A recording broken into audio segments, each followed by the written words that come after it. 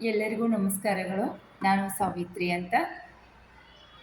ದಾಸೋಹದ ಸಂಗಣ್ಣನ ಬಗ್ಗೆ ಒಂದೆರಡು ಮಾತುಗಳನ್ನು ಹೇಳಲು ನಾನು ಇಷ್ಟಪಡುತ್ತಿದ್ದೇನೆ. ದಾಸೋಹದ ಸಂಗಣ್ಣ ಅಂತ 12ನೇ ಶತಮಾನದಲ್ಲಿ ಕಾಯಕ ಮತ್ತು ದಾಸೋಹಕ್ಕೆ ದುಡಿಯುವ ಶರಣರು ಶ್ರಮಪಟ್ಟ ದುಡಿದು ಒಳ್ಳೆಯ ಸದಾಚಾರದಿಂದ ದುಡಿದು ಬಂದ ಲಾಭದಲ್ಲಿ ದಾಸೋಹ ಮಾಡುವುದು ಶರಣರು ಹಿಂದಿನಿಂದಲೂ ನಡೆದುಕೊಂಡು ಬಂದಂತಹ ಒಂದು ರೂಢಿ. ಮನಸ್ಸಿನಲ್ಲಿರುವಂತಹ ಅಹಂಕಾರವನ್ನು ತೊರೆದು ಸಮರ್ಪಣಾ ಭಾವದಿಂದ ಅರ್ಪಿಸಿದ ಧನ ದಾಸೋಹಕ್ಕೆ ವಿನಿಯೋಗವಾಗುತ್ತಿತ್ತು 12ನೇ ಶತಮಾನದಲ್ಲಿ. ದಾಸೋಹ ಎಂದರೆ ಅನ್ನ ದಾಸೋಹ,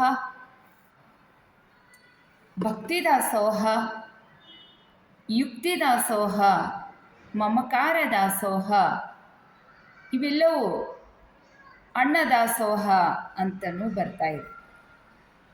ಅವಗುಣಗಳಿಂದ ಮಾಡುವ ದಾಸೋಹವು ದಾಸೋಹ ಆಗುವುದಿಲ್ಲ.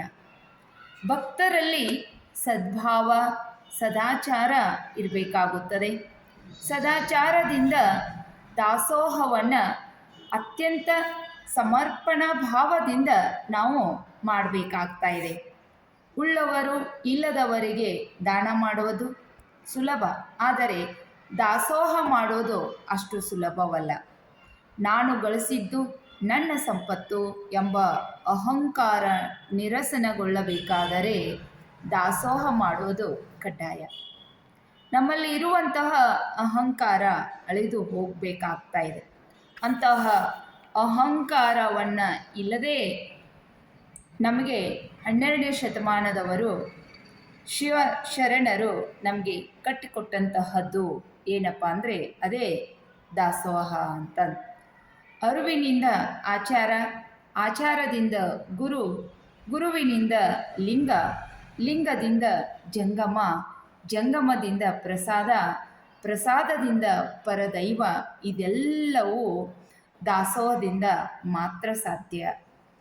ದಾಸೋಹವೆಂದರೆ ಕೇವಲ ಉಣ್ಣುವುದಲ್ಲ, ಉಣ್ಣಿಸುವುದಲ್ಲ, ಸತ್ಯ ಶುದ್ಧ ಕಾಯಕ ಜೀವಿಗಳಾಗಿ ಬದುಕನ್ನು ನಡೆಸುವುದು ಆಗಿತ್ತು.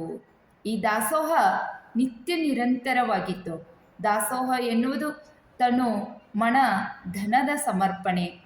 770 ಅಮರ ಗಣಗಳನ್ನು ಹೊಂದಿದಂತಹ ಅನುಭವ ಮೂರ್ತಿಗಳನ್ನಾಗಿ ಮಾಡಿದ ಜ್ಞಾನ ದಾಸೋಹದ ಮುಖ್ಯ ಉದ್ದೇಶ ನಮ್ಮ ಮನಗಳಲ್ಲಿರುವಂತಹ ಅಜ್ಞಾನ ಅಳಿದು ಸುಜ್ಞಾನ ಮೂಡಿಸುವುದಾಗಿತ್ತು.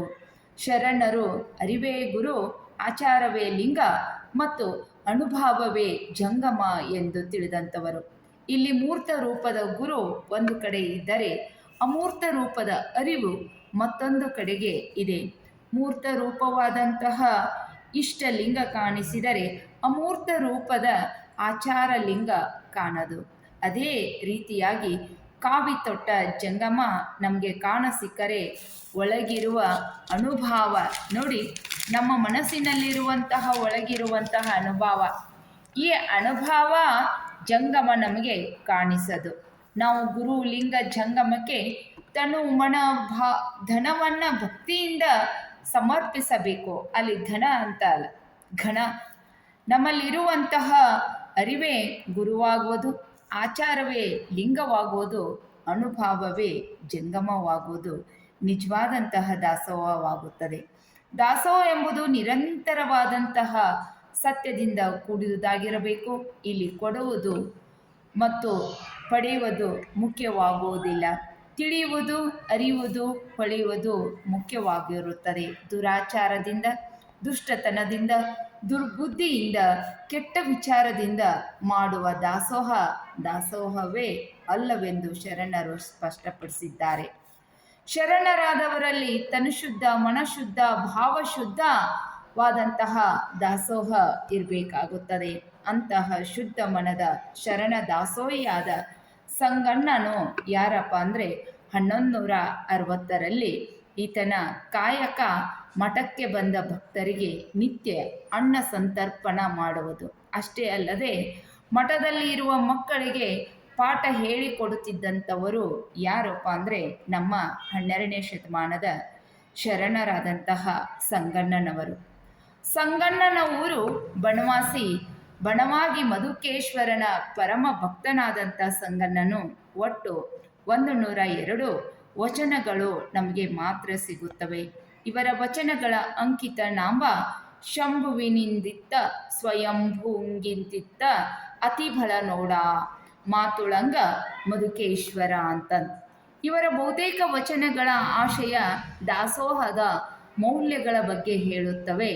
ಬಸವಣ್ಣ, ಚನ್ನಬಸವಣ್ಣ ಮತ್ತು ಅಲ್ಲಮಪ್ರಭುಗಳ ಪ್ರಭಾವ ಇವರ ಒಂದು ವಚನಗಳಲ್ಲಿ ನಮಗೆ ಎದ್ದು ಕಾಣುತ್ತದೆ. ಶಟಸ್ಥಲ, ಅಷ್ಟಾವರಣ ಮುಂತಾದವುಗಳ ವಿವರಣೆಗಳನ್ನು ಈ ದಾಸೋಹ ಸಂಗಣ್ಣನವರ ಒಂದು ವಚನಗಳಲ್ಲಿ ನಾವು ಕಾಣಬಹುದು ಅಂತ. ಅವರು ಹೇಳ್ತಾ ಇದ್ದಾರೆ, ಬೇವಿನ ಮರವನೇರಿ ಬೆಲ್ಲವ ಮೆದ್ದಡೆ ಕಹಿಯಾದುದುಂಟೆ, ಕಾಳೋರಗಣ ಹೆಡೆಯ ಮೆಟ್ಟಿ ಹಾಲು ಕುಡಿದಡೆ ಹಾಲಾಹಲ ಒಡಲ ನೇರುದುದುಂಟೆ, ಸಂಜೀವನದ ಫಲವ ಕಂಡು ಚಿಪ್ಪಿರಿದಲ್ಲಿ ಆತ್ಮಕ್ಕೆ ಸಲೆ ಸಂದುದುಂಟೆ, ಇಂತಿ ಅವಗುಣವ ನರಸದೆ ಗುಣಜ್ಞ ತಾನಾದ ಮತ್ತೆ ಅವಗುಣ ವೇಷದಲ್ಲಿ ಅಡಗಿತ್ತು ಸದ್ಗುಣ ವಸ್ತುವಿನಲ್ಲಿ ಹೊದ್ದಿತ್ತು, ಇಂತಿ ಗುರುವಿನ ಇರವ ವಿಚಾರಿಸಿದಲ್ಲಿ ಭಕ್ತಿ ಹಾರಿತ್ತು, ಸತ್ಯ ಜಾರಿತ್ತು, ವಿರಕ್ತಿ ತೂರಿತ್ತು, ಶಂಭುವಿನಿಂದಿತ್ತ ಸ್ವಯಂಭುವಿನಿಂದಿತ್ತ ಅತಿಬಳ ನೋಡ ಮಾತುಳಂಗ ಮಧುಕೇಶ್ವರನು ಅಂತ. ಭಾಳ ಸಿಂಪಲ್ ಆದಂತಹ ಅರ್ಥವನ್ನು ನಮ್ಮ ಈ ಒಂದು ವಚನಗಳಲ್ಲಿ ನಾವು ಕಾಣ್ಬೋದು. ಈ ವಚನಗಳ ಅರ್ಥವನ್ನು ನಾಳೆ ದಿವಸ ನಾನು ಹೇಳ್ತೀನಿ ಅಂತ ತಮಗೆ. ಕೇಳಿದ್ದಕ್ಕಾಗಿ ಎಲ್ಲರಿಗೂ ಅನಂತವಾದಂಥ ಭಕ್ತಿಯ ಶರಣಾರ್ಥಿಗಳು.